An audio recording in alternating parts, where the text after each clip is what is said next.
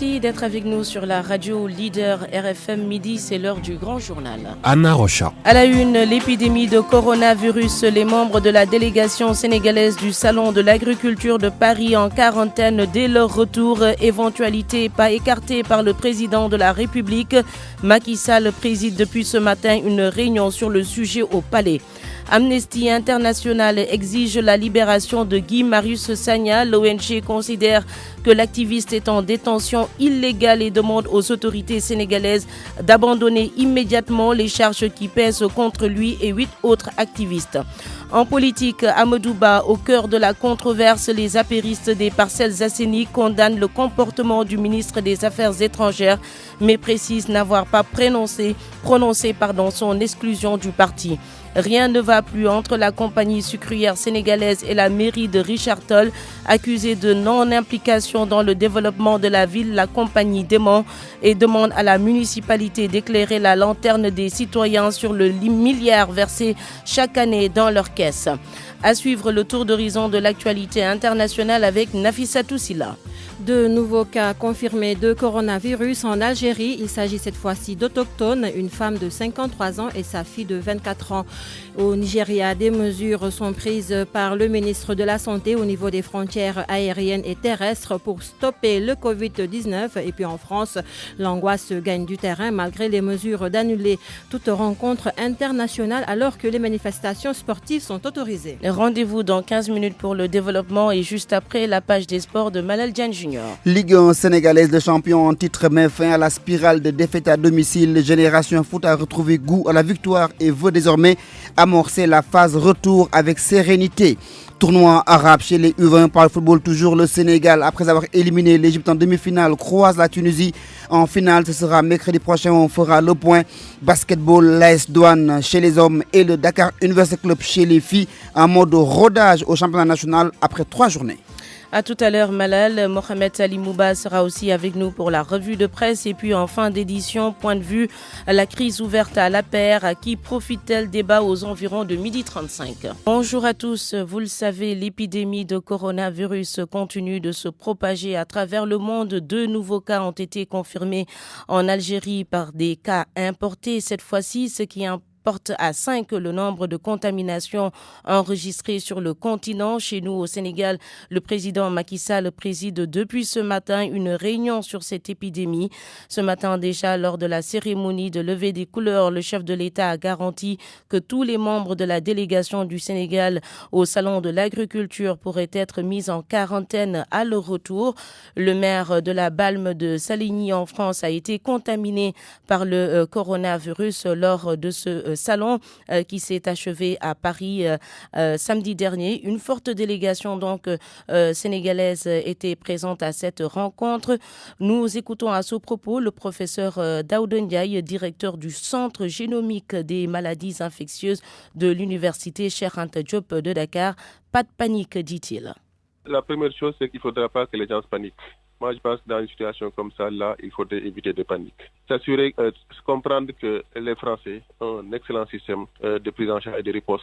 En tout cas, par rapport à cette situation pareille. C'est exactement comme les Américains. Ils ont un excellent système et ils appuient beaucoup les Africains, ils appuient le monde. Donc, dans des situations pareilles, je suis persuadé qu'ils ne seront pas, nous les Sénégalais et les Africains, avoir des problèmes dans des situations pareilles parce que c'est la situation qui s'impose. Donc, ce qui est sûr de mon côté, ce que je pense, c'est qu'ils vont faire le nécessaire. S'il y a lieu de le faire tout de suite, ils le feront, ou bien on suivra leurs directives localement et ils proposeront ce qu'ils vont faire par rapport à ces Sénégalais ou à ces visiteurs. Maintenant, effectivement, comme on est dans une situation un peu difficile, c'est valable pour tous les pays ou toute personne qui viendrait dans un pays où il y a des cas. Donc, arrivés ici, ils seront screenés comme tout voyageur, qu'ils sont voyageurs normalement. Je suis persuadé que là également, le ministère de la Santé du Sénégal a pris les dispositions qu'il le faut et est en train de le faire de façon très claire pour un suivi éventuellement si ce sera nécessaire ou pas à leur arrivée. Mais ce qui est clair, je suis persuadé que les Français feront ce qu'il faut faire de façon très claire en tant que pays où ils ont un excellent système de riposte comme les Européens d'ailleurs. Arrivés ici également, les autorités sanitaires feront ce qu'il faut faire. Arrivés ici également, le ministère de la Santé recevoir les informations clairement de ces personnes, voir leur proximité éventuellement avec le cas et même par rapport à la zone. Et évalueront nécessairement ce qu'il faudra faire. Professeur Daouda Ndiaye, interrogé ce matin par El Hadj Ndiogoudjene, midi 5 sur RFM. Pour moi, RFM, c'est la radio de la réactivité. RFM, partout, tout le temps. Guy Marius Sagna a entamé depuis hier son 4e mois de détention. Le coordonnateur de Frappe France Dégage est emprisonné dans un quartier de haute sécurité réservé aux présumés terroristes. Aujourd'hui, Amnesty International exige sa libération immédiate et sans condition. L'ONG demande par ailleurs aux autorités sénégalaises d'abandonner les charges qui pèsent contre lui, mais aussi de veiller à ce que l'activiste puisse recevoir des visites de ses amis. Papa Balagueye. C'est un soutien de taille que Guy Marius Sagna bénéficie après 90 jours passés derrière les barreaux à la prison du camp pénal sous haute sécurité. Amnesty International, à travers un communiqué, demande à l'État du Sénégal de libérer sans condition et de manière immédiate le leader du Front pour une révolution anti-impérialiste, populaire et panafricaniste FRAPP. Mieux, Amnesty International invite les autorités à abandonner les charges qui pèsent sur les 8 autres militants et cesser d'engager des poursuites contre des personnes qui ne font qu'exercer leur droit à la liberté de réunion pacifique. Une occasion pour Amnesty International d'exiger la restitution des droits de visite de Guy Marius Sagna qui, durant les 2 mois de son incarcération, n'a reçu que cette visite. Constatant également la violation des droits à la marche, Amnesty International demande l'abrogation de l'arrêté 2011 qui interdit toute manifestation dans une large zone du centre-ville de Dakar. Pour rappel, Guy Marius Sagna croupit en prison depuis le 29 novembre 2019 suite à une manifestation interdite devant les grilles du palais de la République, et ce après 3 demandes de mise en liberté provisoire rejetées. Et voilà une initiative citoyenne pour la libération de Guy Marius Sagna. Des Sénégalais organisent cet après-midi un concert de klaxons dénommé 5 minutes de klaxons. Ils entendent ainsi faire du bruit pour exiger la libération de l'activiste. Un des initiateurs de cette opération, Babacar Ndiaye, au téléphone de Ndiogoudjene. 5 minutes de klaxon, c'est une initiative qui vient des réseaux sociaux. On s'est dit qu'il fallait un peu changer de stratégie, puisque les marches ont peiné un peu à mobiliser des gens, même s'il y a toujours des citoyens très engagés qui viennent participer là-dedans. Donc voilà, on s'est dit qu'il fallait changer de stratégie. C'est en ce sens que nous nous sommes réunis un peu partout, juste via les réseaux sociaux, pour dire que voilà, il fallait 5 minutes de klaxon. Donc ça consiste à quoi? Ça consiste juste à faire du bruit pour la libération de Guy Marius Sagna à 17h30 pile aujourd'hui, Inch'Allah, que tout le monde, que voilà, ceux qui ont des sifflets sifflent, que ceux qui ont des klaxons klaxonnent. Tout le monde y est inclus. En toute façon, le combat pour la libération de Guy, c'est tout le monde. Donc voilà, tout le monde est impliqué dans la chose. Et je précise encore une fois que c'est juste une initiative qui est venue de manière très spontanée et tout le monde a adhéré à ça. Partout dans tout le Sénégal, mais particulièrement à Dakar et dans tous les coins et recoins, en tout cas, où l'on pourrait avoir des citoyens engagés qui seront à leur volant pour klaxonner durant 5 minutes. On est preneur. En tout cas, tout le monde, toute personne qui est épris de justice et surtout qui est intéressée par la libération de notre ami, notre frère, notre camarade Guy Marius Sagna, elle sera en tout cas la bienvenue pour pouvoir klaxonner juste durant 5 minutes pour faire du bruit et montrer au gouvernement et surtout à ses ravisseurs que, puisque nous précisons que c'est un otage, donc pour préciser à ses ravisseurs que voilà, il est temps qu'ils sortent de prison.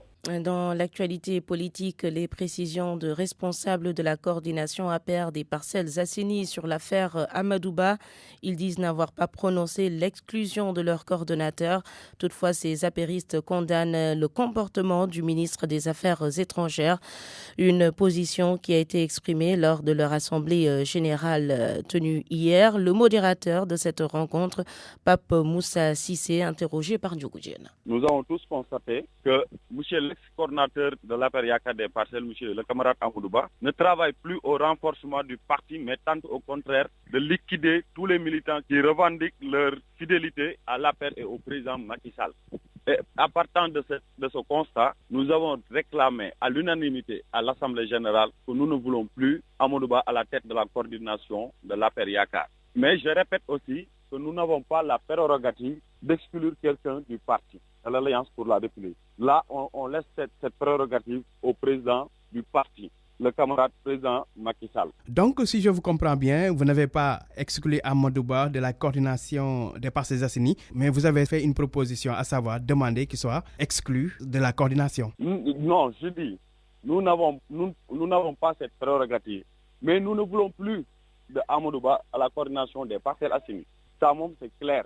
on ne veut plus de Amadouba à la coordination des Parcelles Assainies, parce que nous avons constaté que le camarade Amadouba ne travaille plus, en tout cas nous autres qui militons qui croyons toujours à la vision du président Macky Sall, nous avons été torpillés par Amadouba à travers sa gestion clanique, sa démarche fractionniste et sa mauvaise gestion du parti au sein de la commune des Parcelles Assainies. Le débat tout à l'heure à 12h35 justement sur cette crise ouverte à l'APR avec nos analystes politiques. RFM, partout, tout le temps. Tout le temps. À 12h11, direction Ziguinchor. Bonjour Lamine Ba. Bonjour Anna. Des étudiants s'affrontent depuis ce matin avec les forces de l'ordre là-bas à Ziguinchor. Qu'est-ce qui se passe? Effectivement Anna, depuis ce matin, on note des affrontements entre forces de l'ordre et étudiants sur la principale voie qui viennent à l'université, alors que là, nous sommes devant le portail de l'université, donc les forces de l'ordre jettent des grenades lacrymogènes et les étudiants ripostent par des pierres et ça se poursuit depuis le matin. À beaucoup d'endroits également, les étudiants ont brûlé des pneus pour protester.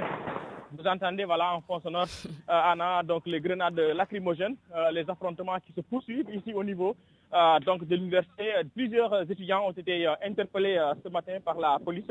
Ces étudiants, il faut le rappeler, manifestent pour protester contre la lenteur notée dans la construction des chapiteaux censés accueillir les cours avec le nombre important d'étudiants qui a été orienté cette année au niveau de Ziguinchor. Au moment où je vous parle, Anna, les policiers donc tentent d'entrer à l'intérieur du campus pédagogique, mais les étudiants ripostent par des jets de pierre.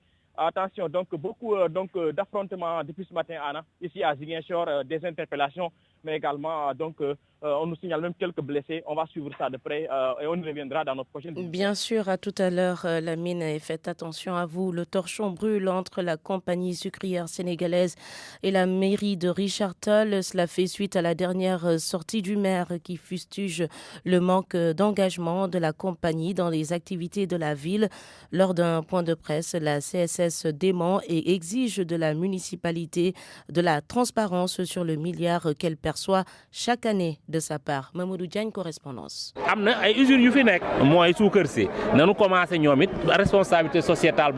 Suite à cette sortie du premier magistrat de la ville de Richard Toll, le docteur Amadou Mame Diop, la réplique de la compagnie sucrière sénégalaise ne s'est pas fait attendre et c'est le directeur des ressources humaines de ladite compagnie, Louis Lamotte, qui est monté au créneau pour apporter un démenti. La CSS a entraîné l'existence de cette ville. En dehors du centre-ville, pratiquement tous les villages environnants, aucun n'a accès à l'eau potable. Depuis 40 ans, c'est la CSS qui tous les jours approvisionne, prépare, produit de l'eau potable et le distribue gratuitement aux populations tous les jours. Je ne parle pas de la santé. Alors, des soins gratuits, ce n'est pas que pour le personnel de la CSS, c'est pour toutes les populations. Parce qu'il y a des installations que nous sommes les seuls à avoir ici et nous ne pouvons pas faire payer un franc à quelqu'un. La santé ici, c'est d'abord la CSS avant d'être l'affaire de quelqu'un. Par ailleurs, il invite la population à demander des comptes à la mairie sur le milliard que verse chaque année la CSS dans les comptes de la municipalité. La CSS finance 90% du budget de la mairie et la CSS n'a jamais eu un retard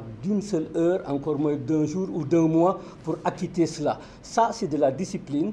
Ça, c'est un esprit citoyen. Maintenant, qu'est-ce qu'on fait de ces milliards et quelques qu'on verse tous les ans pour la commune, pour faire face aux besoins de la ville? C'est une question que je n'ose même pas poser parce qu'elle peut avoir des relents politiques. Selon toujours Louis Lamotte, directeur des ressources humaines de la CSS, la mairie doit éclairer la lanterne des Richard Tollois. Il ajoute même que c'est grâce à la compagnie que la mairie vit. Mamadou Diagne, Richard Toll, Radio Futur Média. Et après ces accusations de la compagnie sucrière sénégalaise, la mairie de Richard Toll a répliqué. On va écouter tout de suite un conseiller municipal, Mamadou Sis, interrogé sur place toujours par Mamadou Diagne. Je parle au nom du conseil municipal pour répondre à propos de l'interpellation d'un soi-disant 1 milliard que la CSS verserait annuellement à la commune de Richard Toll. Pourquoi soi-disant 1 milliard? La CSS ne verse pas plus de 450 millions maximum à la commune de Richard Toll annuellement. Mais mieux, depuis 3 budgets, nous n'avons jamais recouvert l'argent versé par la CSS, la patronne de la CSS.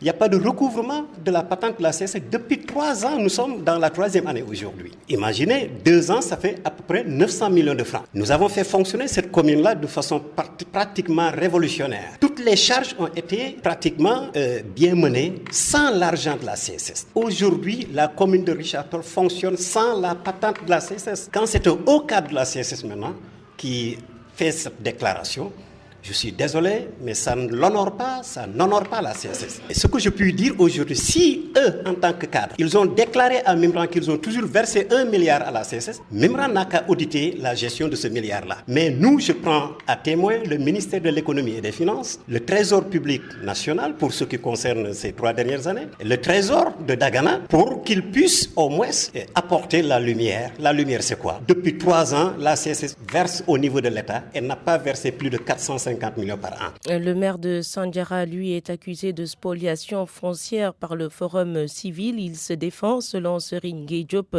la liste des investisseurs est disponible à la mairie.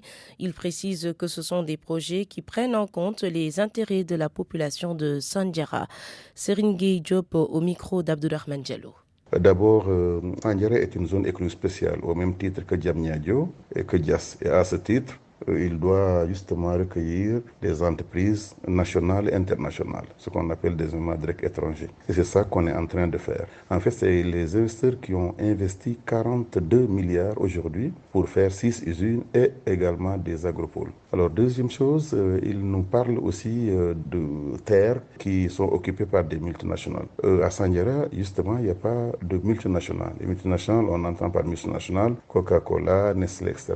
Ça n'existe pas. Il y a des PME, des entreprises qui ont de l'innovation, des entreprises très compétentes dans leur domaine, qu'on essaie d'accueillir pour créer des emplois, payer des taxes, créer des redevances pour la commune. La dernière partie qu'il a annoncée, c'est le fait que la mairie de Sandiara ne publie pas la liste des investisseurs. La liste des investisseurs, elle est là-bas au niveau de la mairie de Sandiara. On a un bureau de l'emploi, un bureau de l'investissement et aussi on a un bureau des projets. Et terminer juste par la mairie. Effectivement, on n'a pas construit de nouvelles mairies. Ce n'était pas notre priorité. Notre priorité, c'était investir 200 millions pour construire des salles de classe déjà.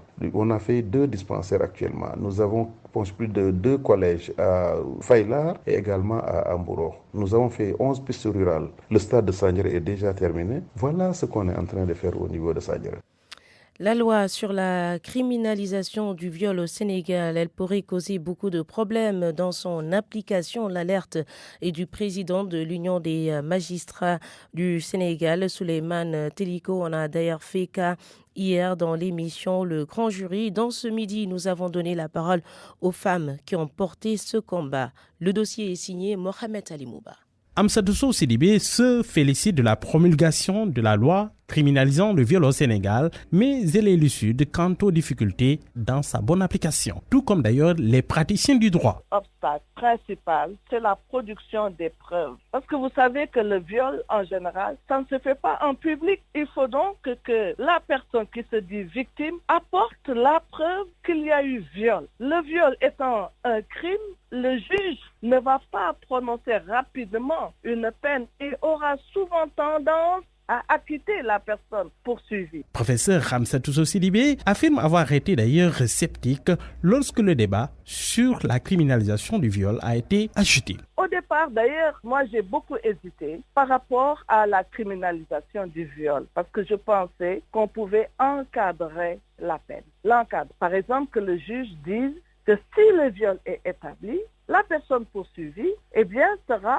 sanctionnée d'une peine qui ne pourra pas aller en deçà de 10 ans de prison, en exigeant qu'il n'y ait pas de circonstances atténuantes. La présidente du réseau Sigil Jigéen, Mme Safiatou Diop, estime que la loi est bonne, elle a juste besoin d'être encadrée. Nous étions d'accord avec le ministère de la Justice pour qu'il y ait des décrets d'application qui puissent encadrer cette loi-là et des mesures d'accompagnement qui puissent permettre à ce que justice soit faite dans les meilleures conditions.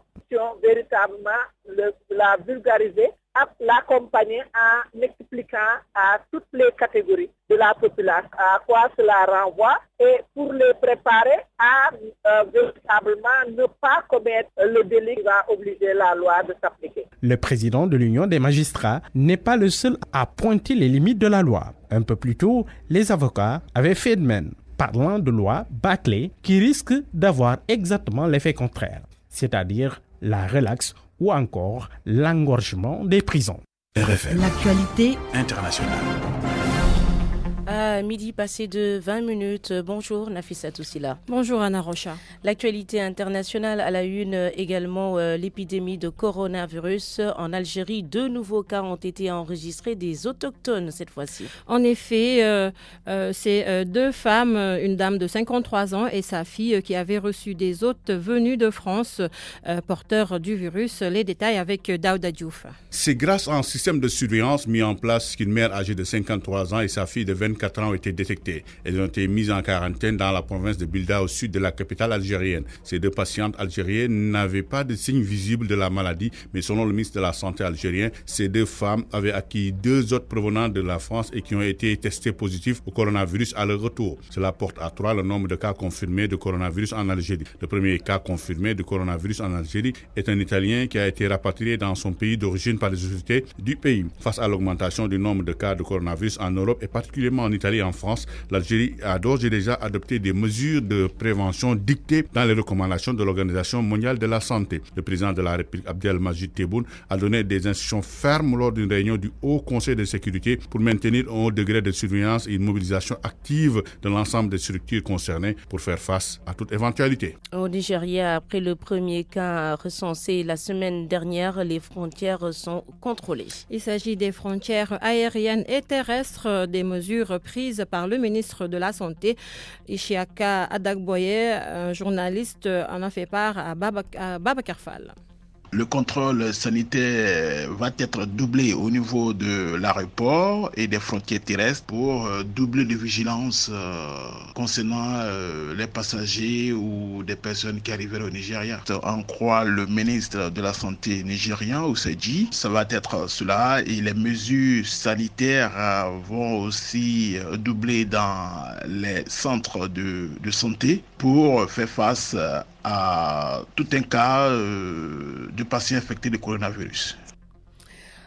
Toujours sur cette épidémie, Nafissatou, ce paradoxe en France, les rencontres internationales sont annulées, mais pas les matchs de foot.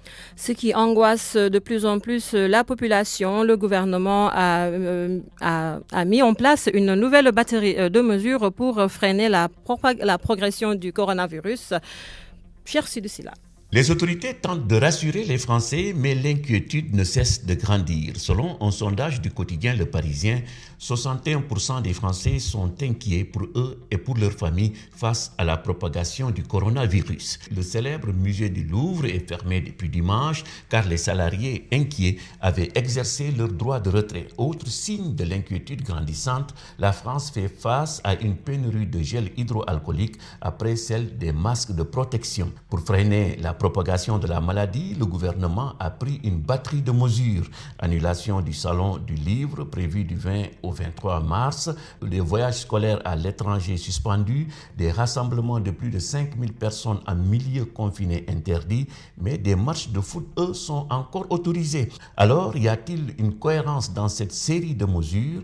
Bruno Lina, virologue au CHU de Lyon, répond par l'affirmative. Il était interrogé par France Info. Il y a une certaine cohérence, oui, puisque l'on voit, c'est qu'il y a eu une montée en puissance des réponses qui sont apportées vis-à-vis de la gestion de cette épidémie. Donc c'est vraiment d'avoir une appréciation du risque qui doit être mesurée, qui doit être légitime et qui surtout ne doit pas tomber dans l'excès, parce que si on est déjà dans l'excès maintenant, qu'est-ce qu'on va faire après en plus pour accompagner de nouveau par d'autres actions la diffusion de ce virus, si ce virus continue à diffuser. En France, 130 cas de coronavirus sont confirmés, a annoncé dimanche le ministre de la Santé. Paris, Cheikh Sidoussila, RFM. Anna, c'est tout pour la page internationale marquée par l'épidémie du coronavirus. On rappelle cette réunion présidée aujourd'hui par le chef de l'État sur l'épidémie au palais présidentiel. Qui profite la crise ouverte à l'APR, débat à 12h35 avec Maurice Soudiek-John, docteur en sciences politiques, enseignant à l'université Gaston Berger de Saint-Louis, et Babacar John, journaliste, analyste politique. Il nous a rejoint. Bonjour Malal Diagne Junior. Bonjour Anna Rochard. À la une du football, la Ligue 1 sénégalaise, après 5 défaites, le champion au titre gagne à nouveau. Génération Foot qui renoue avec la victoire, surtout sur ses terres à Déni Biramdao.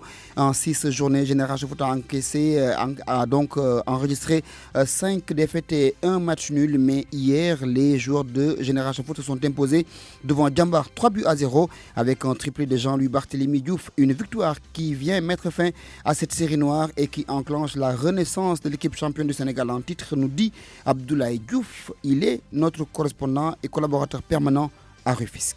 L'équipe est bel et bien sur la voie de la guérison. Et même si on se réfère au jeu produit tout le temps sur le terrain à Déni Biramdao par les Grenats, eh bien, on ne constate pas une équipe malade, si l'on peut s'exprimer ainsi. Même si au finish, elle perd la rencontre. À rappeler même que 3 sur 6 matchs perdus, à chaque fois, c'est Génération Foot qui menait au score avant de se faire rattraper. Alors la victoire d'hier, considérée comme celle de la résurrection des succès à domicile pour Génération Foot, a été une grosse affaire dans cette voie de la guerre. On constate que l'effectif est très combatif en ce moment et travailler aussi l'efficacité au niveau de l'attaque. On constate très souvent les attaques de Génération Foot ratent beaucoup d'occasions, travailler davantage d'efficacité devant, c'est ce qui va leur permettre certainement de garder le dynamisme obtenu hier devant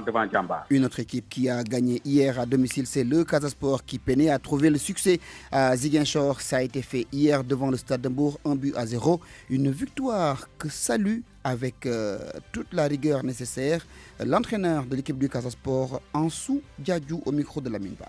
Il faut dire que ça a été difficile parce que nous sommes venus jusqu'à la veille du match. Nous avons perdu un joueur qui s'est blessé et qu'il fallait changer. Et en ce moment, on avait déjà travaillé par rapport à un système de jeu et ça a perturbé le système. C'est pourquoi le match a été très difficile et nous l'avons joué comme on l'a pu. Et ce qui est important, c'est de dire que les jeunes se sont défoncés, ils se sont engagés et ils ont voulu se démystifier, n'est-ce pas, le terrain, comme on dit qu'on ne gagne pas à Ziguinchor. Et pour ça, je les félicite. Et je les encourage et dire que vraiment c'est 3 points que nous avons pris avec beaucoup de plaisir, même si dans le jeu ça n'a pas été tellement ce qu'on voulait. Mais quand même les 3 points c'est bon, c'était important de les prendre. Après 5 journées sans gagner, vraiment si on gagne par 1-0, par n'importe comment, c'est déjà bon. Le discours c'est, qu'on l'a dit, que ces gens qui viennent là, c'est eux qui vont vous applaudir si vous gagnez. Donc le point sur le classement, Teungueth FC est solide leader après sa victoire hier devant l'AS Pikine à Alassane Djigo 2-1. Les Rufisquois ont 30 points au compteur après 12 journées. Dakar Sacré-Cœur et l'AS Douane, malgré leurs défaites respectives, restent sur le podium. Dakar Sacré-Cœur est deuxième avec 19 unités. L'AS Douane reste à la 3e marche du podium en bas de tableau. On retrouve toujours le SNEPS Excellence et l'équipe de Génération Foot malgré les victoires enregistrées ce week-end. Du football, toujours avec la Coupe arabe, l'équipe nationale du Sénégal des moins de 20 ans va jouer la finale ce mercredi. Ce sera face à la Tunisie. Les Lionceaux du Sénégal ont battu hier l'équipe égyptienne. C'était après la série de tirs au but, 6-5. L'équipe nationale du Sénégal qui a voyagé sans son entraîneur Youssouf Dabo resté sur le banc de l'équipe de Teungueth FC. Donc la finale est prévue mercredi. On tentera lors de nos prochaines éditions d'avoir des informations avec les responsables de l'équipe à Dubaï. On termine avec du basket. Du basketball avec le Duc qui s'impose chez les dames pour mettre fin à la 3e journée hier, 72-49. C'est le score final. L'AS Ville de Dakar, champion du Sénégal, a battu Mbour Basket. C'était à Mbour, 61-30. Le Djaraf de Dakar s'est également imposé par 5 points d'écart devant Asfo, 69-64. Idrissa Sissoko, l'entraîneur de l'équipe du Djaraf avec Soletiam. La clé, c'était une défense haute. On a fait une défense agressive qui était très haute. Et on a essayé de les ralentir un peu parce que l'assaut joue très vite. On a essayé de les ralentir en faisant une défense très haute. C'est que les filles ont respecté. On a respecté le consigne. Vous avez vu, Abso a joué au ralenti aujourd'hui et c'est ce qu'on a voulu faire. On a voulu les faire jouer au ralenti. L'enjeu était de taille. L'année passée, c'est l'équipe qui nous avait empêché d'aller en demi-finale play-off. Donc cette année, les filles avaient décidé de jouer le match. Et elles ont déjà joué le match avant de venir dans le terrain. C'est ce qui a fait qu'on a eu du mal à rentrer dans le match. Donc, pour finir, chez les hommes, Anna a noté la victoire des militaires de l'ESFA, 55-50 devant Sibac et Mermoz qui s'incline devant l'Union sportive de Wakam, 56-47. Merci beaucoup Malal. D'autres actualités sportives dans l'édition d'information de 13h. Ne vous amusez pas à manipuler la clé. Et point de vue en ligne avec nous, Maurice Soudiek John, docteur en sciences politiques, enseignant à l'université Gaston Berger de Saint-Louis. Bonjour Monsieur John. Bonjour Anna. Bonjour également à Babacar John, journaliste, analyste politique. Bonjour Anna. Monsieur John, je démarre avec vous. Depuis 2019, disons, il se murmure cette crise au sein du parti présidentiel. Est-ce qu'on peut considérer aujourd'hui que cette crise a atteint son paroxysme ? Oui, la crise, de mon point de vue, n'a pas encore atteint son paroxysme, mais il faut dire que c'est des contradictions qui posent une problématique de la succession politique et une succession politique problématique. C'est vrai que le président Sall en est à son second et dernier mandat, donc on ne peut pas ne pas poser la question de la succession, mais tous les actes que le président pose vont à l'encontre de cela, puisqu'il a supprimé le poste de Premier ministre. On voit bien que son ministre des Affaires étrangères, Amadou Ba, est noyé, éclipsé, et le président est sur tous les fronts. Si en plus de cela, il doit y avoir une guéguerre à l'intérieur de l'APR, il est évident que c'est une crise politique manifeste qui peut entraîner des conséquences dommageables dans la conduite des affaires de l'État. Babacar John, avant qu'on aille plus loin, votre premier commentaire justement sur les derniers développements au niveau de l'APR. Oui, merci Anna. Avec notamment cette assemblée générale des jeunes des Parcelles Assainies hier. Oui, il n'y avait pas que les jeunes hein. Il y avait également Mbaye Ndiaye. Mbaye Ndiaye qui est ministre d'État et directeur des structures de l'APR. Effectivement. Donc, sans compter la sortie de Mame Mbaye Niang. Voilà, et Mame Mbaye Niang. Donc je crois que ce qui se dit depuis quelque temps avec Bara Ndiaye, la Cogère, ainsi de suite, je crois que c'était logique. Hein. On s'attendait, comme ce qui s'est passé quand même au Parti socialiste avec Feu Djiboka et Moustapha Niasse, ce qui s'est passé également au PDS avec les départs d'Idriss Seck et de Macky Sall lui-même. Donc je crois que c'est ça qui est en train de se passer à l'APR. C'est une crise, il y avait eu quelques accusations de complot, mais maintenant on est passé à une étape supérieure, on a nommé donc certaines personnes, et ceux qui avaient nommé Amadou Ba, par exemple, Bara Ndiaye, on le connaît comme étant le bébé même de l'APR, quelqu'un qui ne dit pas n'importe quoi. Et hier, c'était avec Mbaye Ndiaye, le directeur des structures. Maintenant, la question qu'on se pose, est-ce que c'est Macky Sall, le président Macky Sall lui-même qui est en train d'inciter donc ces gens-là à la révolte pour pousser donc certains qui ne sont pas favorables à ce troisième mandat à sortir même du parti, oui. Ou à la limite, est-ce qu'il y a d'autres responsables dans le parti? Parce que Mbaye Ndiaye, ça c'est important de le dire, il n'est pas que donc du côté de Macky Sall, c'est également un ami à Mansour Faye, qui lui est très proche. Est-ce que aujourd'hui cette querelle-là, ça vient du sommet, donc j'ai vu notamment du président Macky Sall. Est-ce qu'il y a une guéguerre en tout cas de responsables, comme l'a dit Maurice, mon frère? Est-ce que c'est une guéguerre intestine qui intéresse également des pontes de l'APR qui sont en train de se positionner par rapport à la succession de Macky Sall? Justement, on l'a vu en janvier dernier, il avait convoqué, lui, le patron de l'APR, Macky Sall, une réunion du secrétariat exécutif au tout début de cette affaire. Est-ce que ça veut dire qu'il ne maîtrise pas vraiment les choses, ou en tout cas, il a du mal à maintenir l'ordre au sein de l'Alliance pour la République?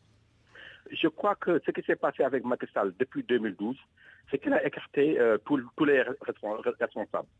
Je crois qu'il n'est pas dans une logique d'Abdoulaye Wade ou même en tout cas d'Abdou Diouf, ou dans les régions, dans les différentes régions du pays, il y avait donc de grosses pontes, en tout cas des responsables d'envergure qui représentaient ces partis respectifs dans ces localités.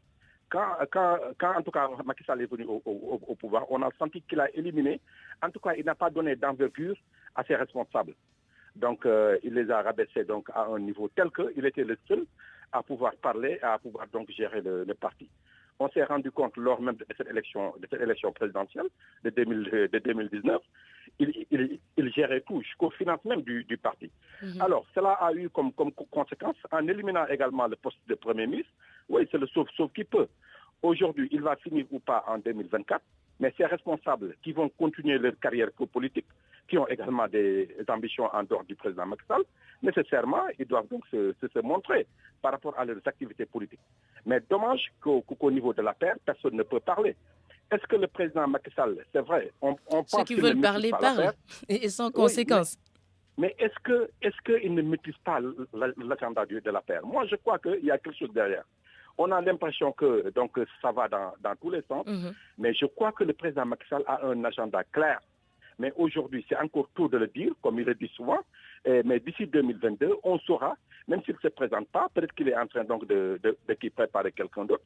On a parlé de Mansour Faye, et c'est assez surprenant de voir le ministre d'État Mbaye Ndiaye, qui d'habitude ne parle pas souvent, qui ne prend pas de risques. Mbaye Ndiaye est un responsable qui ne prend pas de risques. On l'a connu comme ça, donc c'est assez bizarre de le voir du jour au lendemain s'attaquer à Amadou Ba. La conséquence maintenant, pour finir, Anna, la conséquence, c'est qu'on ne peut pas s'attendre à ce que des gens-là soient éliminés comme ça. Vous avez même perçu une certaine résistance aux Parcelles Assainies. Ce n'est pas donc, tout le monde ne va pas dans le sens de Mbaye Ndiaye. Oui. Et Aline Badara Diouf, moi, en l'entendant parler, il y a une extrémiste avec les Bokar Djong, Mbaye Ndiaye et autres, mais en écoutant Aline Badara Diouf hier, moi j'ai l'impression qu'il y a une scission au niveau même, au niveau des Parcelles Assainies, et Amadou Ba a certainement des personnes derrière lui qui vont continuer à se battre quand même pour qu'il ne se fasse pas tuer comme ça. Sur ce point, justement, Babacar, on va donner la parole à Maurice Soudiak John. La question qu'on se pose, nous, Monsieur John, à qui profite justement cette crise ouverte au sein du parti de Macky Sall? Excellente question, parce qu'en réalité, si le président Sall en est à son second et dernier mandat, en principe, cette crise ne lui profite pas, puisqu'il ne peut pas se succéder à lui-même. Et aujourd'hui également, mon ami et frère Babacar l'a rappelé, tous les partis qui ont eu à connaître des tensions, des dissensions en leur sein, ont perdu le pouvoir. Le Parti socialiste est passé par là avec les départs de Djibo Leyti-Ka et de Moustapha Niasse, et le PDS également avec tous ces conflits au sommet de l'État, avec Idrissa Seck, Macky Sall, etc. Donc aujourd'hui, l'APR est en train de connaître une situation assez difficile, mais cela est lié à la position, à la posture ambiguë du président de la République par rapport au troisième mandat. Il a répondu ni oui ni non, alors que c'est une question qui est réglée par la charte fondamentale, l'article 27 de la Constitution. Donc ce n'est même pas une question... En invoquant le fait qu'il ne peut pas prendre de décision parce que sinon certains ne travailleraient plus, alors que c'est lui le boss. Il a le pouvoir de limoger qui il veut dans l'administration centrale. Sauf que cette décision ne lui revient même pas. Si la Constitution dit que nul ne peut faire 2 mandats successifs, c'est clair. Donc ça ne dépend plus de lui. Donc puisque ça ne dépend plus de lui, il aurait pu tout simplement rappeler les dispositions pertinentes de la Constitution et congédier tout ce qui n'aurait plus sa confiance, puisque c'est lui jusqu'à 2024 qui est investi de cette prérogative constitutionnelle, c'est lui l'élu. Donc il a cette prérogative-là. Il aurait pu organiser son parti et organiser la gestion de l'État de façon à ce que les contradictions internes à son parti ne puissent pas rejaillir de façon néfaste, de façon négative sur la conduite des affaires publiques, parce que ce climat délétère, ce climat de suspicion, de tension et de guerre intestine au sein de l'APR n'est pas de nature à créer les conditions d'une effectuation normale, optimale dans la gestion des affaires publiques, encore que le président est sur tous les fronts. Il a supprimé le poste de Premier ministre, il éclipse son ministre des Affaires étrangères, il est partout. Ensuite, s'il doit gérer des contradictions internes à son parti, comment peut-il en même temps gérer convenablement le pays? Donc c'est là où le bas blesse. Certes, les contradictions de l'APR, c'est normal, c'est une organisation humaine, mais elles doivent être gérées, canalisées, tranchées, organisées de façon à ce que celle-ci ne puisse pas contredire, ne puisse pas porter atteinte à la bonne marche des affaires de l'État. Votre conviction intime, Maurice Soudiek-John, dernière question. Est-ce qu'il est en train de préparer le terrain pour un de ses proches? Pour un de ses proches ou pour lui-même. En tout cas, il ne peut pas ne pas penser à sa succession. Est-ce qu'il cherche à demander une troisième candidature, à poser acte de troisième candidature, ce qui est une hypothèse très plausible, mais avec toutes les controverses et toute la réprobation populaire qui va s'en suivre, eu égard à l'histoire politique du Sénégal, notamment la crise de 2011-2012 et tout ce qui s'en est suivi, et également par le fait qu'il est obligé de penser à un schéma de succession. Est-ce qu'il va avoir du temps pour préparer un successeur? Eh bien, c'est toutes ces questions qui sont des questions de fond, des questions difficiles et délicates qu'il va falloir que le président tranche dans un délai court. Babacar John, une dernière question avec vous sur cette crise. Justement, on est passé de parfum de crise à mini-crise et maintenant à une crise ouverte. À qui profite-t-elle à votre avis? Je crois qu'on a l'impression quand même que le président Macky Sall tire en tout cas les ficelles. Il l'a fait assez tôt, parce qu'on est quand même en 2020 et peut-être l'élection présidentielle c'est en 2024. Il a tiré les ficelles très tôt, en laissant par exemple des jeunes du parti citer nommément des personnes qui comploteraient contre lui. Et Mbaye Ndiaye, je l'ai dit tout à l'heure, a une posture assez évidente au niveau de la paire, qu'il parle certainement sans être sanctionné d'ailleurs, parce que la cellule des parcelles ne peut pas prendre une décision aussi évidente, aussi lourde de conséquences, sans pour autant quand même le président Macky Sall puisse sortir. Je crois que le président Macky Sall tire les ficelles aujourd'hui et il a un agenda clair. Dès lors que le 31 décembre, ce qu'il a dit, c'était clair. L'hypothèse, il a posé deux hypothèses. Si je me présente, si je déclare ma candidature, les gens vont manifester. Pourquoi il émet cette hypothèse de présenter une candidature? Donc, certainement, dans sa tête, dans son esprit, il veut un troisième mandat. Mais maintenant, il attend peut-être le moment opportun, en réglant les problèmes de contradiction au niveau donc de la paire et peut-être passer à autre chose après. En 30 secondes, est-ce que les alliés ou l'opposition peuvent tirer profit de cette situation? Malheureusement, du point de vue, peut-être les alliés, non, je ne vois pas. Par exemple, les principaux alliés, que ce soit l'AFP et le Parti socialiste, ne sont pas préparés, en tout cas pour le moment, à avoir une candidature. Au niveau de l'opposition, malheureusement, on ne voit pas une activité assez évidente au niveau de l'opposition pour contrer les ambitions du président Macky Sall. Et c'est ça qui est extrêmement grave. Aujourd'hui, moi, je me demande si le président Macky Sall voulait peut-être un troisième mandat, se proposer d'avoir un troisième mandat, il n'y a que ces jeunes, peut-être, ou en tout cas ces manifestants de Nyolank Nyobani, ou à la limite la société civile, qui pourraient faire face. Mais je ne vois pas au niveau de l'opposition vraiment des responsables, ou en tout cas une activité capable de contrer toutes ces ambitions du président. Merci. Merci beaucoup, Babacar. Babacar John, journaliste, analyste politique. Merci également à Maurice Soudiek-John, qui était avec nous, docteur en sciences politiques, enseignant à l'université Gaston Berger de Saint-Louis. Midi 49, c'est la fin de cette grande édition d'information. Merci à El Haj Ndjogoudjen à la réalisation, Pape Oumar Diaw pour la régie d'antenne et Alioune à la mise en onde. Retour de l'info dans 10 minutes. Le journal de 13h, ce sera avec Haj Hassan Gueye dans un instant.